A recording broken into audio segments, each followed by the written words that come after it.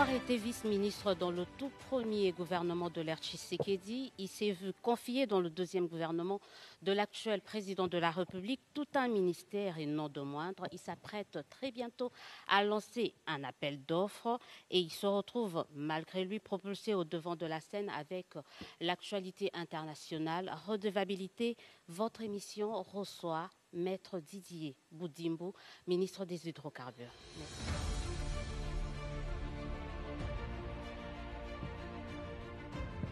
Bonsoir et bienvenue. Bonsoir. Merci. Merci. Alors avec vous, nous allons bien sûr dresser le bilan de votre action parce que cette émission, c'est également pour évaluer l'an 1 de votre action à la tête de ce ministère des Hydrocarbures. Je le disais non de moindre. Donc on va passer en revue ce qui a été fait et ce qui reste à faire. Déjà rapidement, Maître Didier Boudimbo, qu'est-ce qui a déjà été fait? Beaucoup de choses. Déjà, la première des choses par rapport à ce qui a été fait, c'est que pendant des années, la RDC et le Congo étaient parmi les pays, comme on l'appelle, les grands brûleurs de gaz par rapport au gaz torché au niveau de Mwanda. Ce qui a été fait, c'est que nous avons pu conclure et signer l'avenant 9 avec la société Perenco qui permet de valoriser ce gaz au lieu de le brûler, de le transformer en électricité. Ce qui aura comme impact, ça va créer de l'emploi à travers le pays, à travers la province. Et déjà, à cette signature, il y a eu 25 millions de dollars en termes de signature, un bonus de signature que l'État congolais a reçu. Il y a à peu près 40 millions d'avance sur les taxes. Et il y a eu quelque chose de louable qui a été fait, c'est que le chef de l'État, en plein conseil des ministres, il a été décidé que nous puissions affecter 10 millions de cet argent-là pour le développement du territoire de Mwanda. Chose qui est en train d'être faite parce qu'il fallait mettre un comité en place. Le comité a déjà été mis en place et je pense que les finances pourront mettre l'argent à la disposition de ce comité-là pour le développement de Mwanda d'ici quelques jours. Donc, il y a ça qui a été fait. Il y a eu une réglementation au niveau des frontières. Quand vous allez, à l'époque, au niveau du Katanga, la consommation était de plus ou moins de 60 000 mètres cubes le mois. Mais je suis descendu sur place et puis il y a eu mon collègue des finances et aussi l'inspecteur général des finances qui nous ont accompagnés dans ce qui a eu à être fait là-bas. Aujourd'hui, la consommation est passée pratiquement à 160 000 mètres cubes le mois, donc c'est beaucoup. Au niveau de l'Ouest ici, nous avons réglementé au niveau de Lufu, au niveau de Mwanda, par rapport à ces entrées, la consommation qui tourne autour de 40 000 mètres cubes. On est pratiquement entre 60 et 65 000 mètres cubes le mois. Donc, ça fait que l'État gagne. Ce sont des apports qui ne sont pas les moindres. Et nous avons tous vu tout ce qu'il y a comme accident par rapport au transport des produits pétroliers. Nous avons mis en place une brigade, la task force, qui est là pour essayer de réglementer ça. C'est vrai que certains compatriotes ne sont pas très contents, ceux qui évoluent dans ce secteur-là, mais on le fait pour essayer d'éviter tout ce qui arrive. Il y a même encore 2 jours, il y a eu explosion au niveau de Maluku parce que le transport des produits pétroliers ne sont pas vraiment faits dans les normes. Donc, tout ça sont des avancées. Et il y en a tant d'autres. Et entre-temps, nous avons aussi, depuis qu'on sommes là, on a quand même pu récupérer aussi le bloc 1 et 2 qui font que d'ici là, après les appels d'offres, ces blocs, une fois attribués, ça pourra remonter l'économie du pays. On va entrer en détail de ces réalisations, parce que là, vous venez un peu de brosser globalement ce qui a été fait. On commence par la task force que vous venez, dont il est question là tout de suite. Les dépôts, la brigade mise en place pour traquer justement les dépôts illégaux. Où est-ce qu'on en est? On a vu à un certain moment quand il y a eu cet incendie au niveau de Pont-Matete, on vous a vu sur terrain, mais depuis, qu'est-ce qui est fait? Qu'est-ce qui se passe? Où est-ce qu'on en est avec ces dépôts illégaux? Au moment où nous parlons, il y en a beaucoup qui ont été fermés parce que n'ayant pas, soit ne répondant pas aux normes, soit n'ayant pas les permis qu'il faut. Donc on a dû les fermer. Mais comme on dit, nous savons tous que notre économie n'est pas encore au point tel que le gouvernement actuel, le chef de l'État recherche à ce qu'il soit.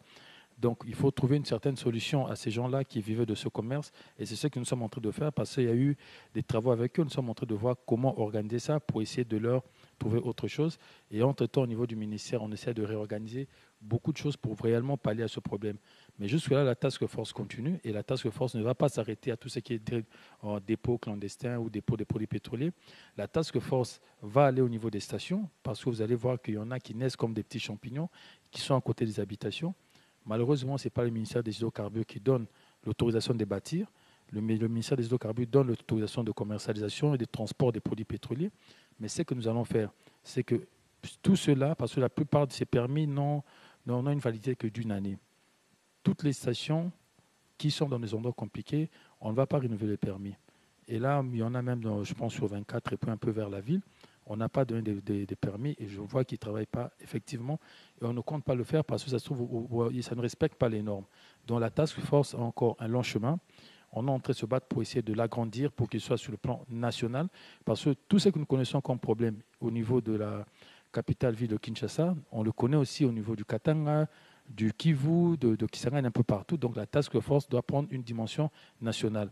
Et pour le faire, on doit passer par le Conseil des ministres, on doit passer par le gouvernement pour que nous puissions donner une dimension nationale à la task force. Et nous sommes en train de s'atteler sur ça pour y arriver, en fait, pour réellement apporter quelque chose de nouveau dans le secteur. Il y a ce dépôt illégaux, il y a également le transport illégal des produits pétroliers. Qu'est-ce que vous avez fait dans ce secteur? Qu'est-ce qui a été fait?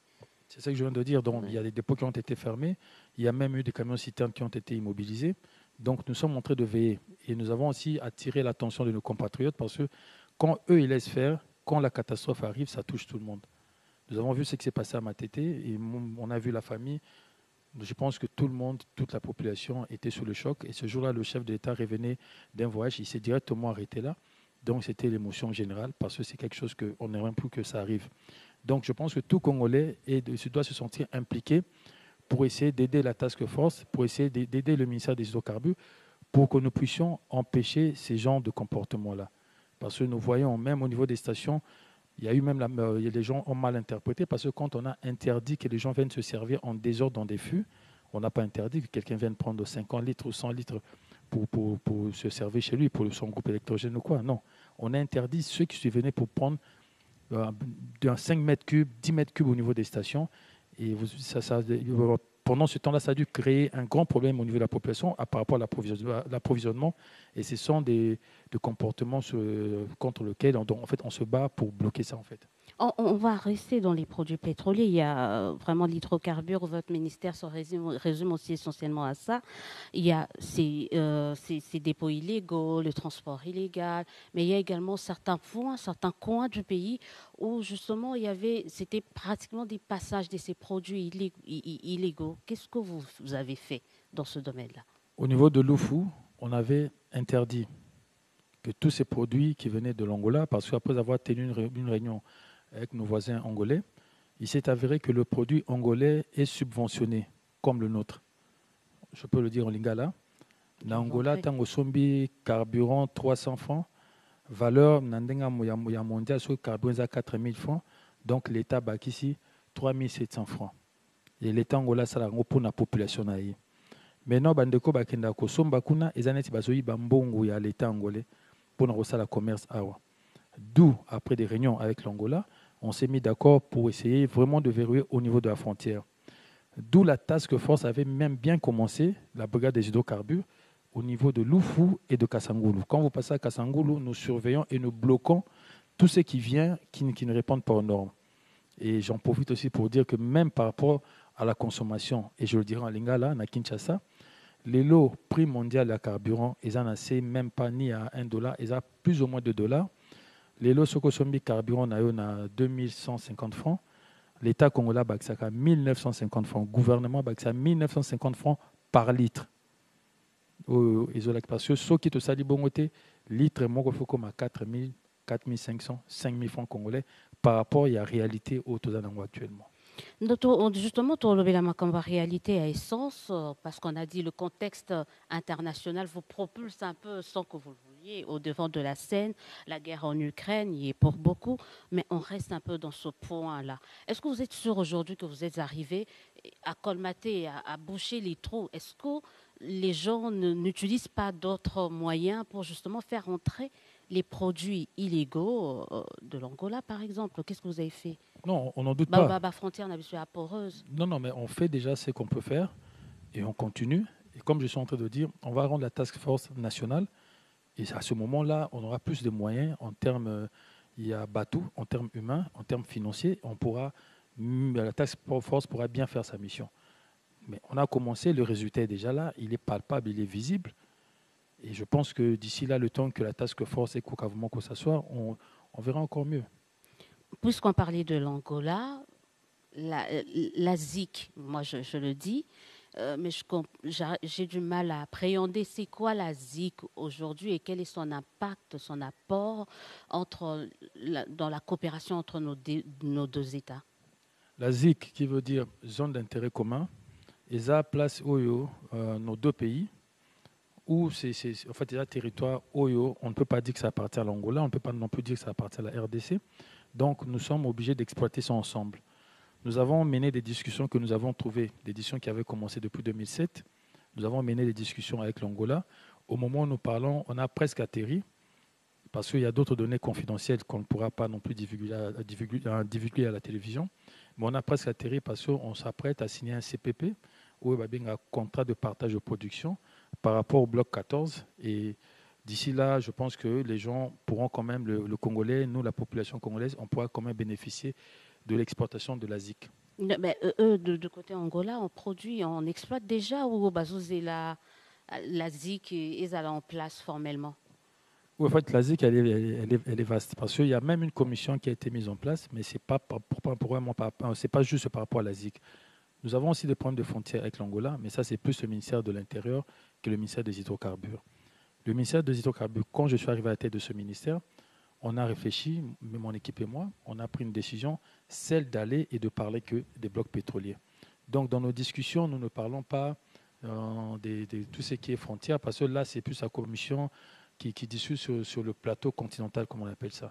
Donc, nous, on reste focus, on reste canalisé, on est en train de canaliser nos efforts que sur ce qu'on appelle la ZIC. Et là, c'est par rapport au bloc 14. Et jusque-là, je pense que les discussions avancent bien et on va rapidement atterrir.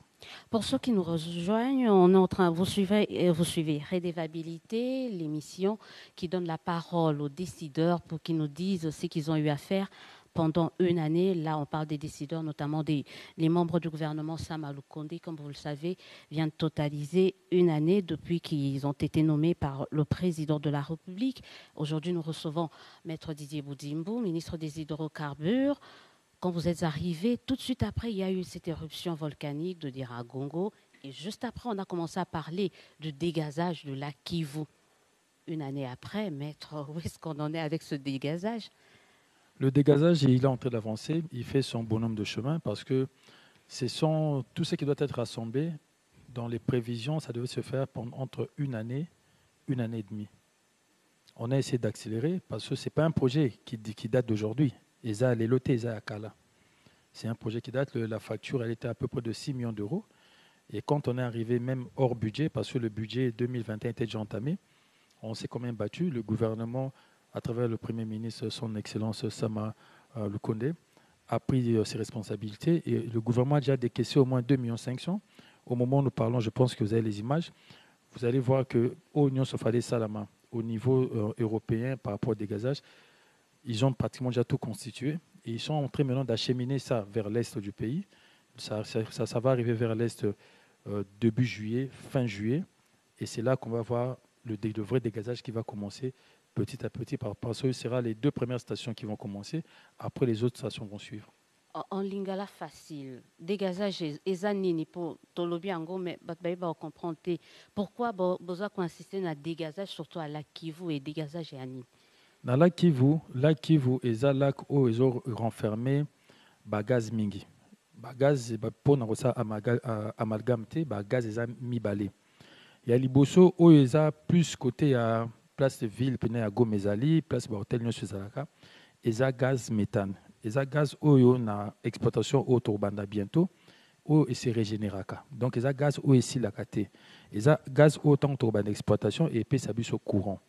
Mais ceux qui ont poussé mingi côté à Osaka na lac moké côté ba benga golfe de Kabuno na moi coin moko na sukana côté wana gaz ezana eza gaz toxique eza à moins de 20 mètres na mai na likolo mai gaz wana soki explosé lelo nzela mopepe omema soki eke na nzela Goma bato nyonso bakokufa soki eke na nzela Rwanda bato nyonso bakokufa soki eke na nzela mopepe omema bato bakokufa po tomona yango esalama na Cameroun na lac Mioche et boma plus de 1800 personnes na banyama elo nyonso e vivaka e kufaki. Et Yangonde, même le même professeur Wana, Michel O Asaki dégazage à la Kwana na Cameroun, il y a des travail naï. Donc yango est extrêmement urgent pour nabi surtout quoi que ça la dégazage Wana, mais en même temps il y a aussi une bonne nouvelle au lieu que tant que dégazer to bois kango na banzete na mupepe to outil mission moko awa na Madrid, na bande quoi Madrid, on s'est mis d'accord pour na tango to banda ko bimsa gaz toxique ana ba koka ko exploiter ngo pour na ko ba comment ko lambela ngo pour na ko ba comment ko revaloriser ngo. Donc en gros c'est un peu ça. On a deux systèmes de deux types de gaz dans la Kivu, le gaz méthane qu'on va transformer en électricité et ce gaz toxique où il faut te dégazer pour ils ont matapemé la surface. Dans la surface, il suffirait que éruption moko mais wana eza niragongo te pour niragongo soke bimi et souka à côté il y a côté à ville oui wana fo nyamulagi côté à ville so soki kuna gaz toxique ana eza à plus de 150 mètres na se ya mai donc le temps peut-être moto ekita et ko bomana mais il y a Golfe de Gabon c'est à moins de 20 mètres et même temps on a Golfe de Gabon au koyoka solo gaz et puis ça raneti moi na zunguluke moi vertige et yango toujours bunda pona ko régler kambwana. Et pour Nabiso, pour nous, on pensait même que ça doit être une affaire régionale, surtout une affaire entre nous et notre voisin, le Rwanda. Est-ce que vous en avez parlé justement avec le Rwanda? Nous sommes en discussion avec eux sur ce sujet-là aussi, avec mon homologue de là-bas, la ministre rwandaise des hydrocarbures, nous sommes en discussion. Parce qu'aujourd'hui, s'il y a cette catastrophe, même eux, ils seront touchés. Ça, c'est une réalité. Mais jusque-là, le Congo a pris ses responsabilités et le gouvernement a déjà décaissé ce qu'il fallait, il va continuer à le faire. Et les experts sont là. Bientôt, la matérialisation de ce dégazage aura lieu. Nikamba, bientôt, on a à peu près combien de temps? Parce que ça fait longtemps quand même qu'on parle de ça. D'ici fin juillet, matériel ana et kokoma, mais je pense que à Toloni Pondu, faut c'est moins des choses. Juillet, il risque d'avoir beaucoup de choses quand même au niveau de votre ministère. Vous attendez le dégazage, mais il y aura l'appel d'offres. Il n'y aura pas que ça. Il y aura encore quoi? Déjà, nous allons aussi profiter pour valoriser nos blocs de bitume parce que les lots dans le Congo, il y a moyen que nous puissions, tout ce qui est asphalte, macadam comme on dit, il y a moyen que nous puissions le faire avec nos propres ressources. Nous avons au moins 2 blocs de bitume qui sont au niveau du Congo central qu'on va bientôt exploiter aussi. À part ça, nous sommes aussi en passe de pouvoir exploiter le gaz méthane. Donc si tout va bien, ça passera au Conseil des ministres demain pour qu'une grande société américaine qui travaille même de l'autre côté du Rwanda, on pourra signer des accords avec et on pourra maintenant commencer à exploiter notre gaz méthane et le transformer en électricité. Bon, tout ça, c'est d'ici au mois de juillet.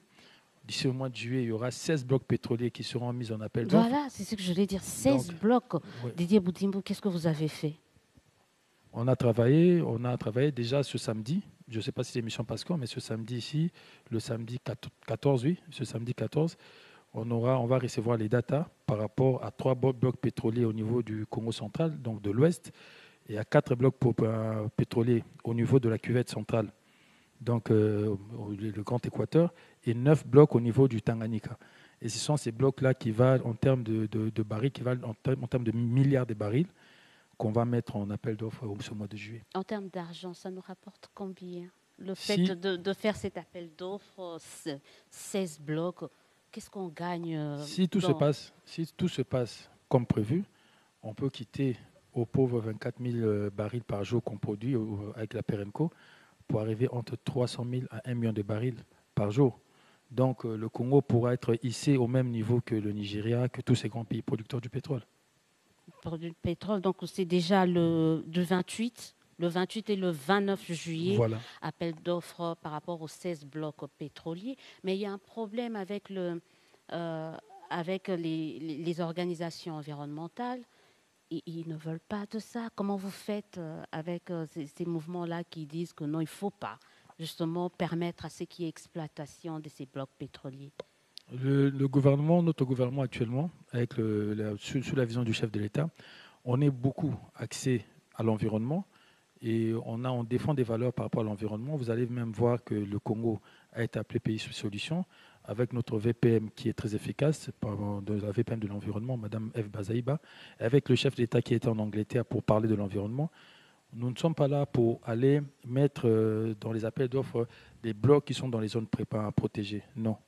Les blocs pour lesquels nous allons lancer des appels d'offres ne sont pas ni dans le parc de Virunga, ni dans le parc de la Salonga. Ça ne se trouve pas dans des zones protégées. Et nous savons tous que les énergies fossiles tendent vers la fin. Est-ce que le Congo ne pourra pas jouir de son pétrole aussi? Énergie fossile, ndeni. On est sur le pétrole, le carburant, parce que c'est estimé qu'au fur et à mesure qu'on utilise ça par rapport aux véhicules, les autres, ça la pollution. Donc, il y a beaucoup de... Parce que l'hydrogène vert, demain, peut-être les véhicules, les nations ont besoin de carburanté. Mais nous, le Congo, on a besoin de développement. Donc, demain, le Congolais ne va pas profiter de son pétrole. Non.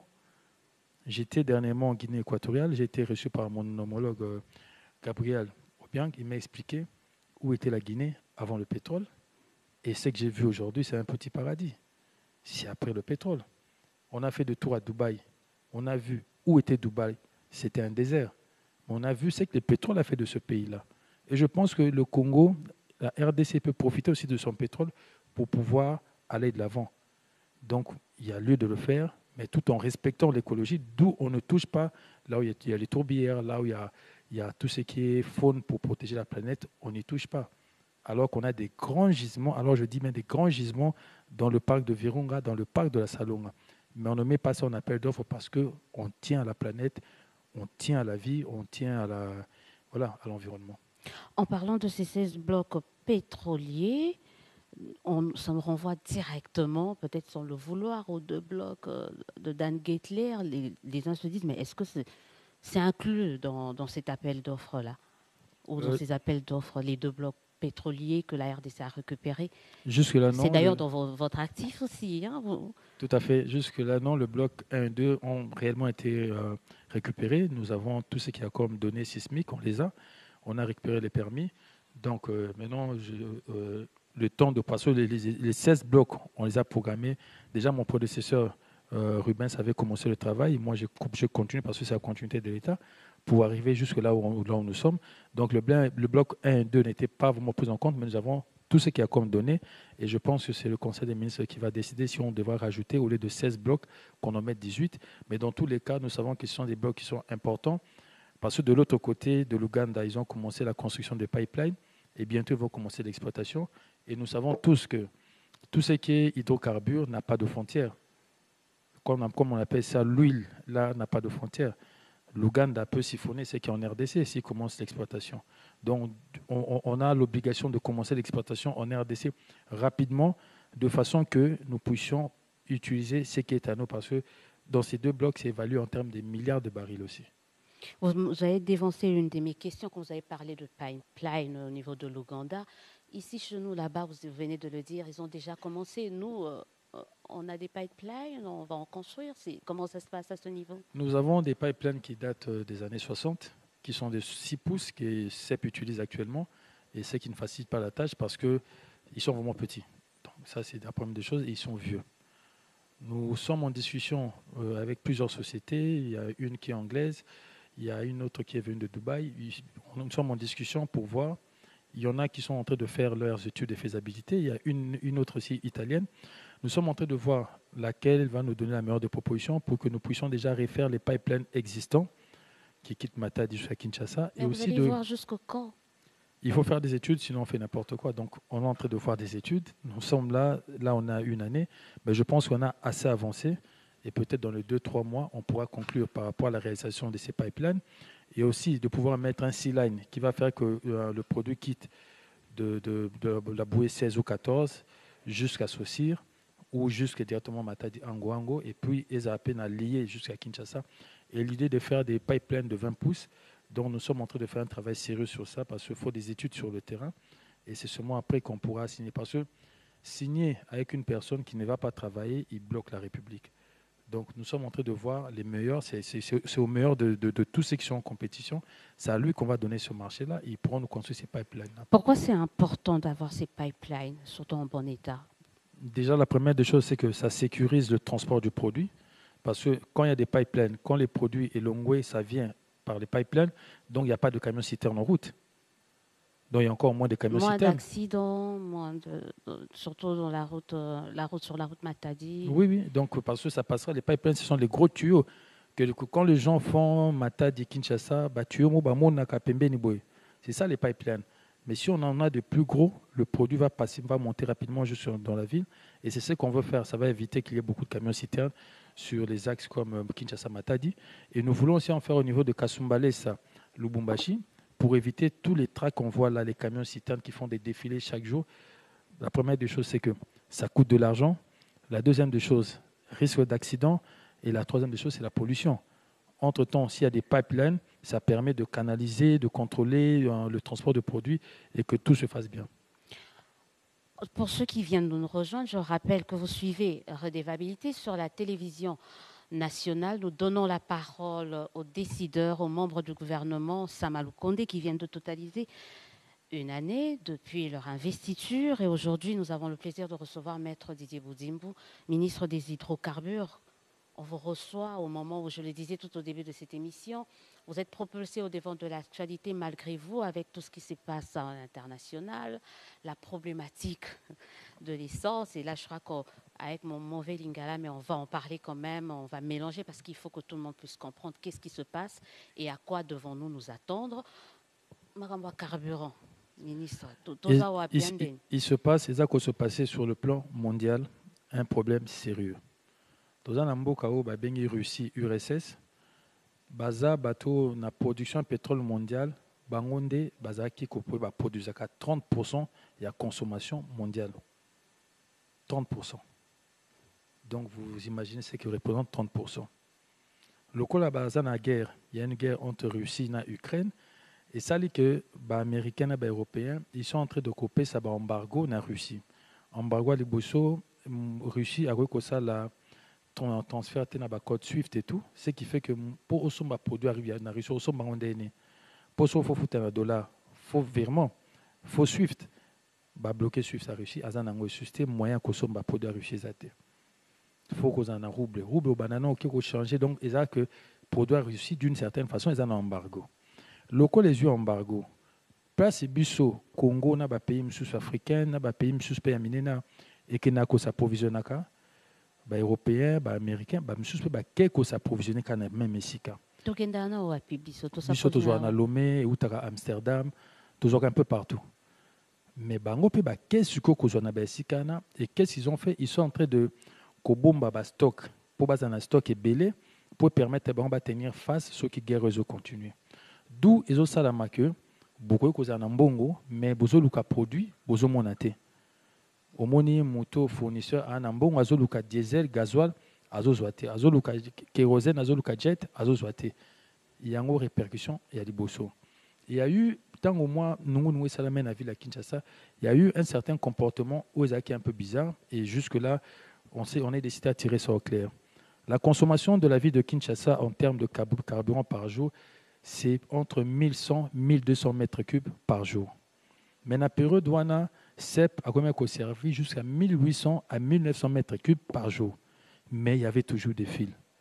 D'où il y avait quand même un problème sérieux. Pourquoi? Parce que les causes, comme on dit, qu'au bangamo et côté là qui bateau, bazo quand ça carburant ici là, moto à chaque année 10 litres à comme on 60 litres.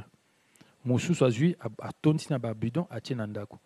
Moussou soit jui à tonne d'ici point même manambandaka. Et tout ça n'est créé qui moi ba dysfonctionnement na.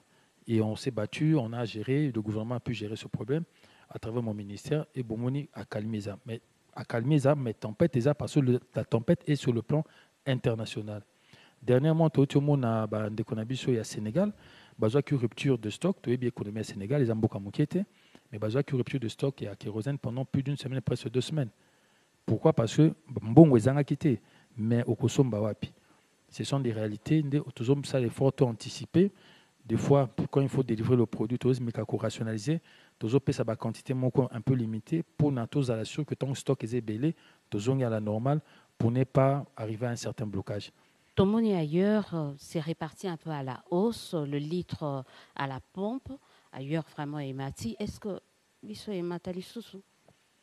Là, normalement, tout ça qui est censé matin, mais le chef de l'État a talé la population. Le calcul était simple. Ceux qui prix est mati, lobby transport est mati, lobby lip est mati, lobby poisson est mati, lobby socio est mati, lobby non est mati, lobby parce que tout est lié. Donc il a pris la décision, tout ça qu'on a appliqué jusqu'à maintenant, de subventionner. Parce que dans la structure de prix Nabiso, je pense que le mètre cube, le plat est autour de 630 dollars à peu près. Mais alors que dans le prix réel, on est presque à 1300 dollars. Donc, il y a différence.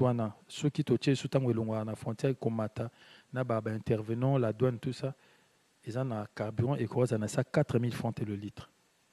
Mais Mukundamboka a préféré gouvernement et Bakisaka Oyo Zangiwana pour na Kukuka, pour ça stabiliser prix haut.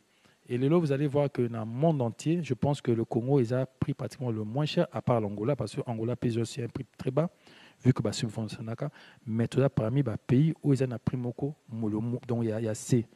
Alors que tout ça, la place moko na pays nous au bâti 2 dollars, 2 dollars et demi dans la station. Tout ça, c'est l'État congolais, c'est le gouvernement de Abakisaka Mbongo pour population à sentir prix à carburant. Ah, bozolo baketo tcharango na se, tozama kamna ba pétrolier te. Non, bango bateka kana prix au ya bango. Ba compensation ni ça est-ce que l'État est à même ton la mokate un jour va habiter ton kati côté kana 18h, ton kati côté kana 17h. Non, on est les pétroliers, il y a République démocratique du Congo, que ce soit ceux de l'ouest et dans le sud, comme on appelle du Katanga. Toza même moral, parce qu'on a le temps de discuter, on a le temps de voir réellement ce qu'il y a lieu de faire. Et nous savons que cette histoire de manque à gagner n'est pas très facile pour eux. Mais depuis que nous sommes là, on se bat pour essayer de régulariser parce que les arriérés de ces manques à gagner ne datent pas d'aujourd'hui. On a trouvé ça. Donc, le gouvernement essaie de régulariser. Et toujours et ils voient que presque tous les mois, tous les mois, et avec eux, on est en train de mettre des stratégies en place. Bon, je pense que je peux même le dire, au Isaac a deux structures de prix. Pour les miniers, industriels, continuer à bénéficier de la subvention ou bénéficier de l'élo parce qu'ils achètent le produit au même prix que le consommateur ou à son baraponami tukani nanzela. Donc l'idée est maintenant de voir dans la structure, il y a vérité des prix et que seule la population va bénéficier d'un avantage. Vérité de prix, pour esa vérité, est-ce que tu as un stock suffisant? Stock penza boy, ce que yindi je pense que c'est aussi l'occasion d'expliquer un peu le fonctionnement de ce qu'on appelle le stock stratégique. Le stock stratégique, tout le monde comprend un stock stratégique. Malheureusement, quand nous sommes arrivés, n'est pas récolté en produit fini. Il est récolté en numéraire. Donc, au lieu de produit, bazobomba, ils ont mbongo, oyo ebimaka balongola ndambu, DGDND azwakango pour na reverser. Depuis que nous avons commis, jusque-là, il n'y a encore rien qui a été réversé, mais c'est la DGDA qui est censée kozwango. À part une autre catégorie, où ils ont éthique à la pour nous servir, biloko nous faisait étatique, que ce soit service à ANER, police nationale quand ils en ont besoin, service EBL quand ils en ont besoin, ils en font la demande. Mais là, comme sous innovation, c'est que nous sommes en train de préparer Totonga, tanker, unité de stockage un peu partout, que ce soit à Maluku, que ce soit à Kasangulu, que ce soit à Kasumbalesa, ou dans un autre coin de Lubumbashi, en allant vers Kalemi, que ce soit à Goma. Totonga, unité de stockage, de façon que stock stratégique est à la ressource mbongote. Stock stratégique est à la pena produit. Ou bakobomba ou to conserver ou en cas de il y a problème dans les aboués toqué to zuikuna to saleli to pes na ba station parce que les lots en cas de problème stock stratégique c'est en numéraire et ça en termes de mbongo donc et c'est ngabo kende bozo mbongo mais ata bozo mbongo wana so produisons monante boso mbango wapi yango même crise et pesibiso sur boanya pe maele pour na to ko bongisa même par rapport au stock stratégique stock comme stock aux rassurer bana Kinshasa bana Congo. C'est vrai, malgré la situation internationale, mais tous en a carburant. Tozo bunda mu pepezali de temps en temps ko ningisa biso bateau ko ningana de temps en temps mais tozo bunda po to comme vraiment accepté po to kokati krizo to ko kolekango et aussi dans le souci appel d'offre et ko réussir une fois qu'il faut réussir quand on va pouvoir produire notre propre carburant, je pense que dans un moment, on a une raffinerie et on pourra ça la autoconsommation et à produire la Bissomoro. En parlant justement, Nazongela Makambo appel d'offres. On va gagner en termes, c'est vrai, Congolais, Linga Oyeba, en termes à chiffres. Vous attendez à combien à peu près que l'État peut gagner en cas de, dans le billet de ces appels d'offres-là? C'est simple, aujourd'hui, l'État, sur le 24 000 barils par jour produits par la Perenco, on a près de la moitié. Mais l'idée est qu'on quitte les 24 000 barils jour pour aller entre 300 à 1 million de barils par jour. Et ça signifie combien à peu près en termes d'argent? Faites le calcul simple, aujourd'hui, le baril il est à $110. Donc si on a, disons, 1 million de barils par jour, faites le calcul. Ah, faites les calculs avec nous. Ça nous fera 110 millions de dollars par jour. Et autre chose également, vous êtes dans un secteur stratégique, là vous nous parlez de ce que peut apporter quand même les hydrocarbures, mais en termes, déjà parlez-nous en termes de votre apport dans le budget. Vous avez trouvé cela, à combien vous comptez participer à hauteur de combien dans le budget de l'État? Regarde votre... Nous avons trouvé les hydrocarbures qui contribuent à hauteur de 10% par rapport au budget national, mais là maintenant le combat est que nous puissions même aller jusqu'à 70%. Mais tout ça... En une année, vous avez fait un bond de combien? Je parle parce que pour y arriver, on doit produire. Pour y arriver, on doit attribuer des blocs. Pour y arriver, le Congo doit devenir un grand pays producteur du pétrole. D'où ces appels d'offres. Et ces appels d'offres, une fois que ce sera une réussite, les hydrocarbures pourront contribuer à hauteur de 50, 60, 70% par rapport aux recettes. Et c'est faisable parce que le potentiel est là. Les hydrocarbures en RDC ne sont exploités qu'à 4,5% à ce jour. Il y a 95,5% qui sont là, qui ne font rien du tout. L'idée est de pouvoir promouvoir ça, de pouvoir rendre ça réel et de pouvoir utiliser ça pour la population avant que les énergies fossiles aient comme un asuka. On a parlé de ce que vous avez, un peu brièvement, de ce que vous avez trouvé au ministère des Hydrocarbures. On a parlé de ce que vous avez fait et vous comptez faire dans les prochains mois. Mais au-delà de ce qui nous attend, les appels d'offres, les perspectives d'avenir, qu'est-ce que vous comptez faire encore pour essayer de tendre et de développer ces secteurs? Nous comptons aller vers le Parlement. Bien sûr, ça passera par le Conseil des ministres. Et puis le ministère ira vers le Parlement pour essayer de voir comment alléger la loi. Parce que nous avons la loi de 2015 et le décret de 2016. C'est sur ça que les hydrocarbures sont assis. Donc c'est la Bible des hydrocarbures, c'est ça. Cette loi de 2015 et ce décret de 2016. Mais nous trouvons qu'il y a certaines lourdeurs du point de vue fiscalité parce que là où, disons au Tchad, là où le 2 mètres carrés est donné le mètre carré donné à $2, ici chez nous c'est à $200. Donc pour créer l'attractivité, pour créer que de façon que Moutoua Zalibanda Aïa pour investir, je pense qu'il y a des choses que nous devons changer et on ne pourra les changer qu'à travers le Parlement. Donc ça c'est quelque chose qu'on pourra apporter pour les générations futures. Parce que déjà, même là, les appels d'offres, c'est très bien, mais ça donne du retard, ça nous a donné quand même du retard, parce qu'il y a eu des gens qui avaient des moyens, qui voulaient avoir des blocs, mais il fallait attendre des appels d'offres. Et les appels d'offres au niveau de notre loi ne sont pas comme les appels d'offres générales, en fait. C'est spécifique. Et ça, dans la façon d'envoyer ça là. Et tout ça, il y a beaucoup de choses à revoir pour essayer vraiment, vraiment d'alléger. Et nous travaillons même avec des partenaires extérieurs pour pouvoir avoir quelque chose de bien autre recopier dans le pays où ils réussissent déjà, dans le monde du pétrole et tout le monde dans le Parlement. Et je pense que ça, c'est quelque chose qu'on va léguer à nos générations et dans bateau pour remplacer Bissot. Mais est-ce que vous êtes là pour cette session ou vous pensez à la session de septembre? Nous pensons à la session de septembre parce que là, on est vraiment concentré sur les appels d'offres. Et je remercie même entre-temps l'Assemblée nationale parce qu'il y a beaucoup de députés qui nous accompagnent dans ces appels d'offres, énormément alors, même en termes de conseils. Et je pense que quand on va recevoir les dates, vous verrez beaucoup seront dans la salle, en termes de conseils, en termes d'accompagnement, de stratégie. Donc, nous sommes vraiment avec eux et ils nous ont promis de nous accompagner pour essayer de changer ces lois. Mais bon, pas toute la loi. Ceux qui sont un peu lourds pour essayer d'alléger et de faciliter par rapport aux années à venir. On a parlé des produits, on a parlé des matériels. On ne peut pas terminer ces émissions sans parler de l'homme qui est au centre de tout. Dans votre ministère, qu'est-ce que vous avez fait pour l'homme qui travaille dans les hydrocarbures? Au niveau de l'administration, qu'est-ce qui a été fait? Il y a des formations. Il y en a qui ont déjà commencé. Mais on a pris un sérieux retard parce qu'il y avait la Covid. Avec cette histoire, c'était un peu difficile de lancer des formations. Donc là, il y en a avec l'IPG.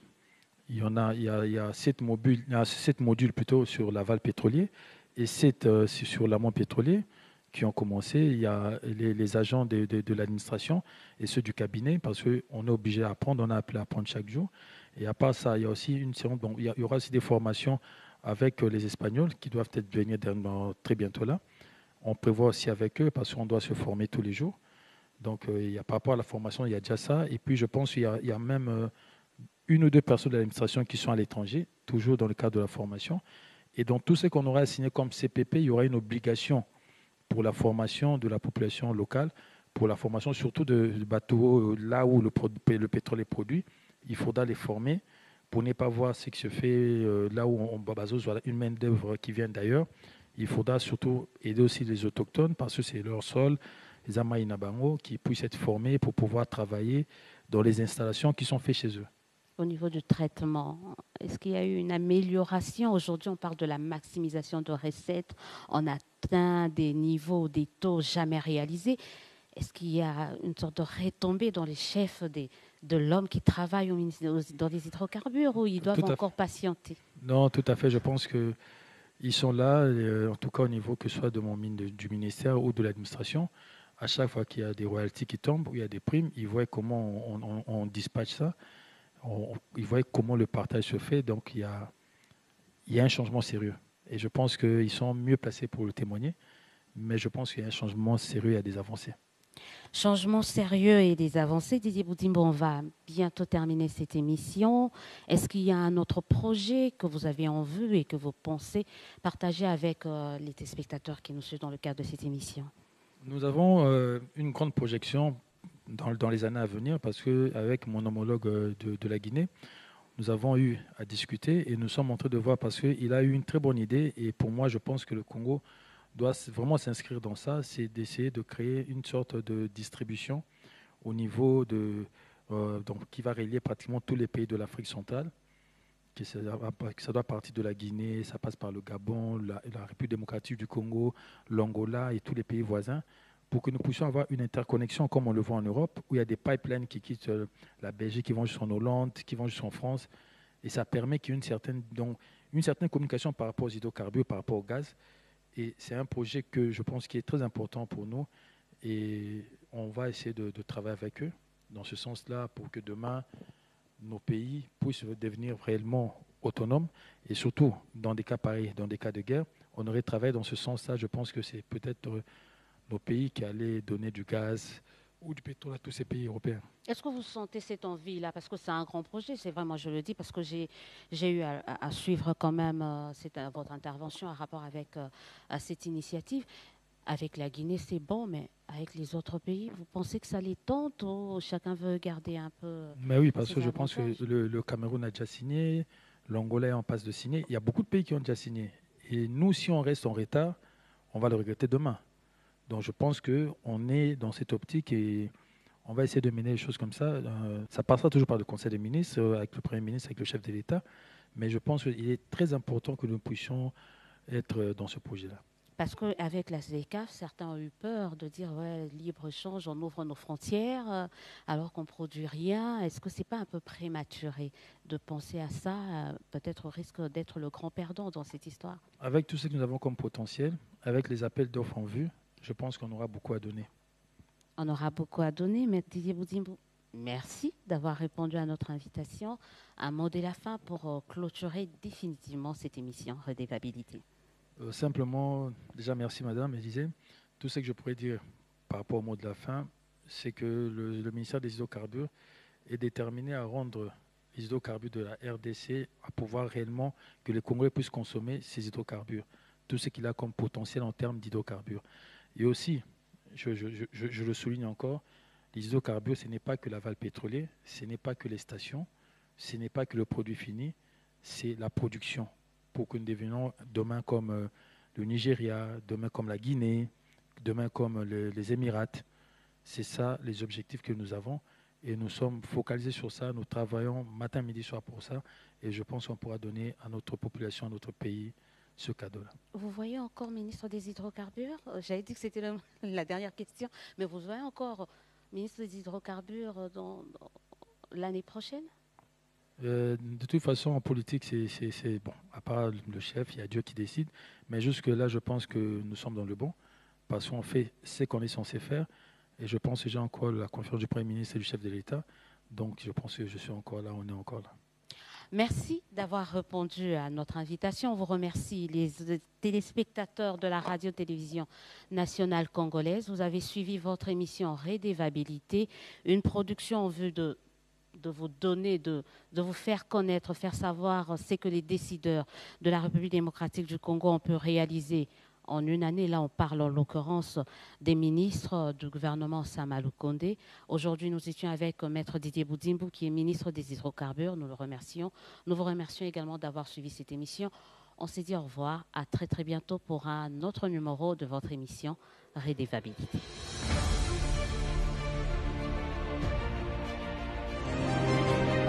Redevabilité, le rendez-vous de la vérité des faits.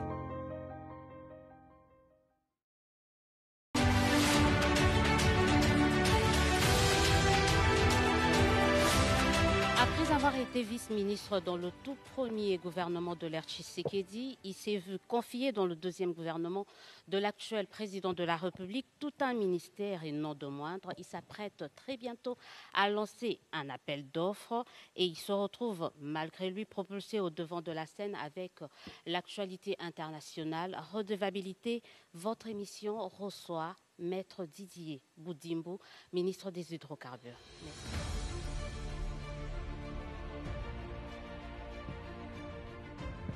Bonsoir et bienvenue. Bonsoir. Merci. Merci. Alors avec vous, nous allons bien sûr dresser le bilan de votre action parce que cette émission, c'est également pour évaluer l'an 1 de votre action à la tête de ce ministère des Hydrocarbures, un ministère, comme je le disais, non de moindre. Donc on va passer en revue ce qui a été fait et ce qui reste à faire. Déjà rapidement, Maître Didier Boudimbou, qu'est-ce qui a déjà été fait? Beaucoup de choses. Déjà, la première des choses par rapport à ce qui a été fait, c'est que pendant des années, la RDC et le Congo étaient parmi les pays, comme on l'appelle, les grands brûleurs de gaz par rapport au gaz torché au niveau de Mwanda. Ce qui a été fait, c'est que nous avons pu conclure et signer l'avenant 9 avec la société Perenco qui permet de valoriser ce gaz au lieu de le brûler, de le transformer en électricité. Ce qui aura comme impact, ça va créer de l'emploi à travers le pays, à travers la province. Et déjà, à cette signature, il y a eu 25 millions de dollars en termes un bonus de signature que l'État congolais a reçu. Il y a à peu près 40 millions d'avance sur les taxes.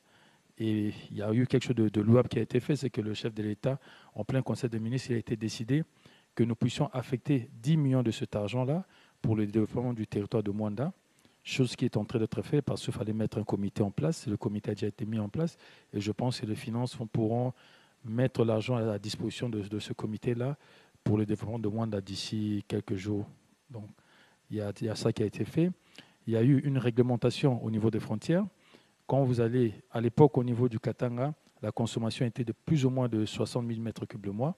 Mais je suis descendu sur place et puis il y a eu mon collègue des finances et aussi l'inspecteur général des finances qui nous ont accompagnés dans ce qui a eu à être fait là-bas. Aujourd'hui, la consommation est passée pratiquement à 160 000 mètres cubes le mois, donc c'est beaucoup. Au niveau de l'Ouest ici, nous avons réglementé au niveau de Lufu, au niveau de Mwanda, par rapport à ces entrées, la consommation qui tournait autour de 40 000 mètres cubes. On est pratiquement entre 60 et 65 000 mètres cubes le mois. Donc, ça fait que l'État gagne. Ce sont des apports qui ne sont pas les moindres. Et nous avons tous vu tout ce qu'il y a comme accident par rapport au transport des produits pétroliers. Nous avons mis en place une brigade, la task force, qui est là pour essayer de réglementer ça.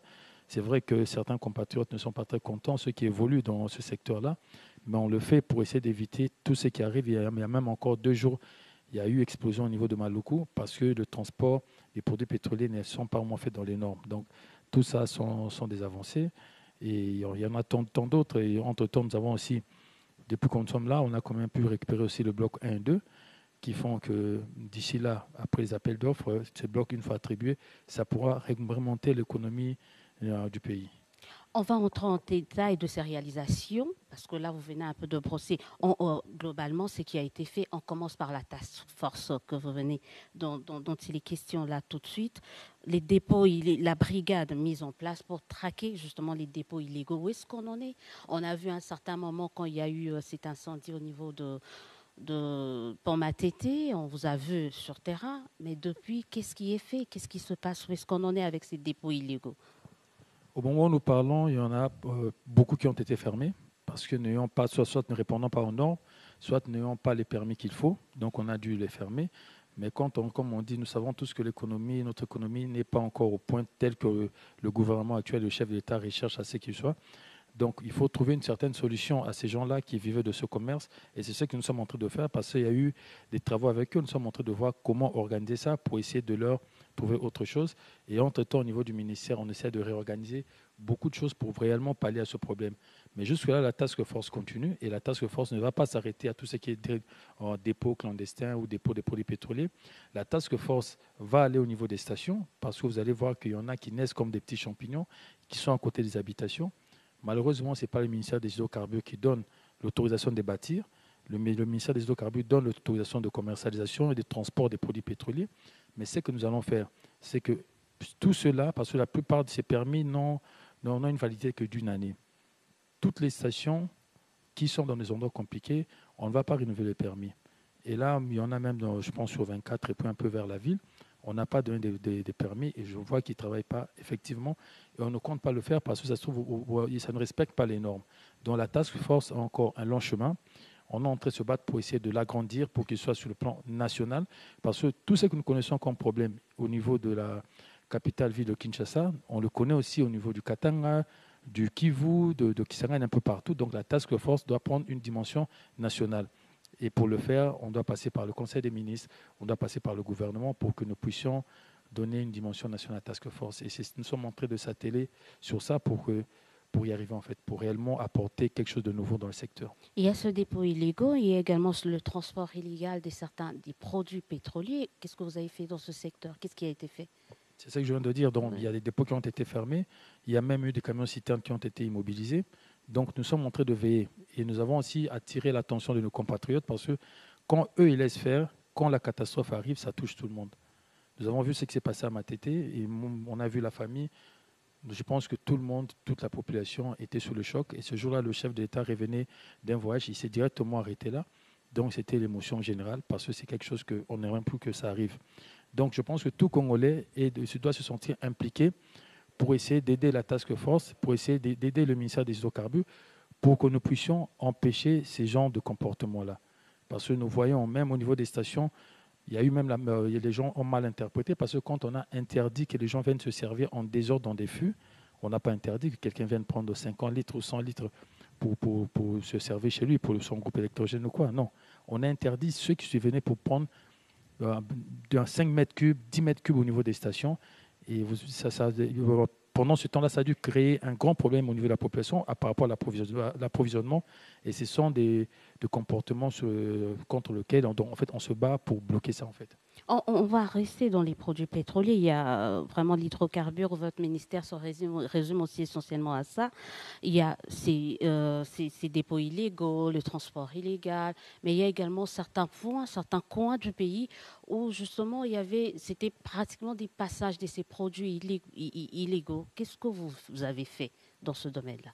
Au niveau de l'Oufou, on avait interdit que tous ces produits qui venaient de l'Angola, parce qu'après avoir tenu une réunion avec nos voisins angolais, il s'est avéré que le produit angolais est subventionné, comme le nôtre.